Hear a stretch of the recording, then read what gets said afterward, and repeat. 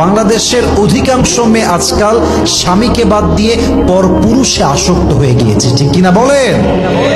স্বামীকে দেখলে ভালো লাগে না, পরপুরুষ দেখলে খুব ভালো লাগে। স্বামী কল দিলে, হ্যাঁ কি হয়েছে তোমার, রান্নাঘরে আছি, সারাদিন বাচ্চা সামলাই, ব্যস্ত, হ্যাঁ কল রাখো, মানে কুকুরের মতো ব্যবহার করে, জানোয়ার এইটা। স্বামীকে দেখলে মনে হবে ওটা ওর গোলাম, ওর কাছে সে পড়ে পড়ে খায়। বিশ্বাস করেন আমার কথা, এই মেয়েটাই পরপুরুষ কল দিলে, কেমন আছেন ভাইয়া, ভালো আছেন, ভুলে গেছেন ভাইয়া, কবে আসবেন আপনি, আপনাকে খাওয়াবো একদিন, আসেন না, বেড়ায় যান।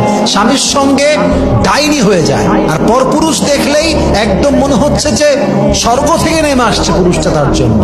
এটা উপরে ফিটফাট, ভেতর সদরকার।